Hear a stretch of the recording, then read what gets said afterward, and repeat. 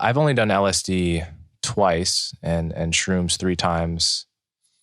But I have a good friend who's probably done it, almost as much as you have. And he wonders, to what extent his mind has been shaped in the medium term and permanently by it. So what have you noticed about, for better and for worse, about how doing that much LSD over a short period of time has shaped you? In regards to long-term effects, it's kind of difficult to explain. I do have shorter-term memory now. I think that is, maybe that's something that just happens when you age, but I kind of suspect that it did actually reduce like my ability to like file through and recall stuff. But I think that's really the only long-term bad thing. I did have difficulty engaging in conversations for a while afterwards because my perception of time was so warped. But I also I've stopped suffering, basically.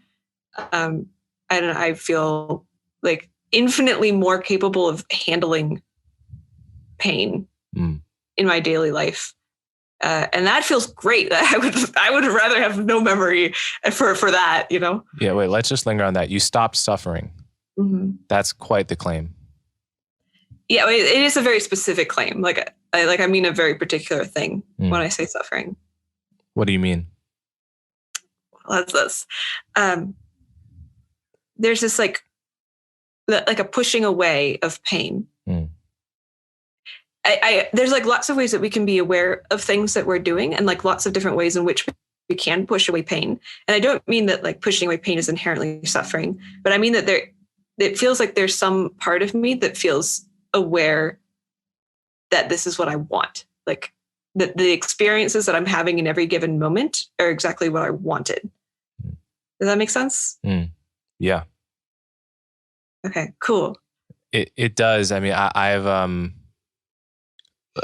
I frame, many of the things you say are insights that I only began to learn after having done psychedelics, but then beginning to practice mindfulness meditation primarily as a way to cure panic attacks that I was having when I was 19 or 20. And one of the central insights was that in order to stop a panic attack, you have to paradoxically become totally okay with the fact that it's happening and stop resisting it.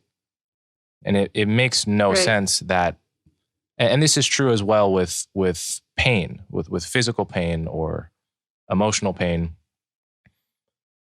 You have to, the trick is to genuinely welcome the pain, to feel the pain and say, okay, come, you are welcome here. I'm not going to resist you.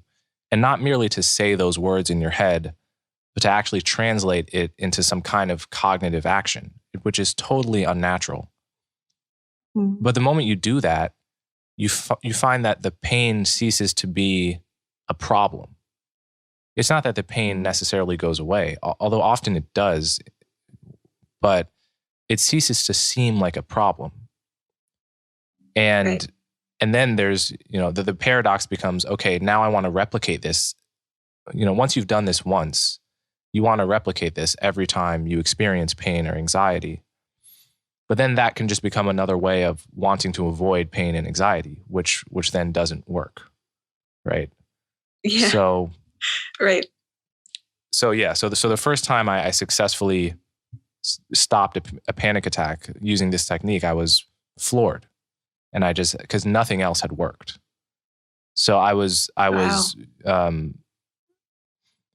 So I became very interested in these kind of insights, and they're precisely the insights that I think it seems that you just came to by doing LSD and by observing your mind on and off of LSD. But they're very much in line with what I've learned in a meditative context.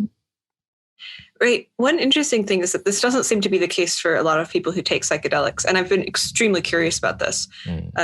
I think like people's minds react very differently, and I'm very fortunate in the way that my mind reacted to LSD. But some people take LSD and there's none of this sort of experience. And I have really been fascinated by what are there any ways to predict the kind of person who will have that experience versus not? Like, what is it about the mentality? Is it like genetics in some way? It seems really hard to figure out. And I've run some large surveys to try and figure this out, but none of the correlations I tested had any impact. So I don't know. That's pretty in line with my observations of all my friends. I had a group of friends that we all did a good amount of LSD when we were like between 18 and 21, probably. And I would I was also very interested in who had what kind of experiences and if there were patterns, because it's I would say shrooms as well. It's in this category of drugs that can really just take you to diametrically opposed places.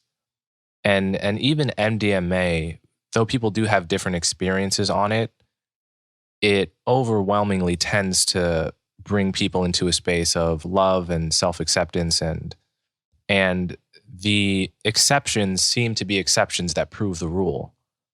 Whereas with LSD, I've only done it twice, and I usually describe those experiences as heaven and hell, respectively. The first time was only religious language could really capture the extent to which it was heaven. And the second time, only religious or medical language, the language of psychosis and schizophrenia could capture what I experienced there. And that was enough to deter me from ever doing it again.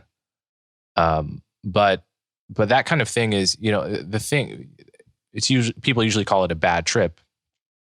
And I've noticed that there are some people that have only had good trips on LSD and can't imagine why or how anyone could have a bad trip. And I think if you had asked me after my first trip, is it possible to have a bad experience on LSD? I would have looked at you like you were crazy. With my sample size of 1, I would say, well, 100% of my LSD experiences have been amazing. I'm not sure how this drug could be horrible.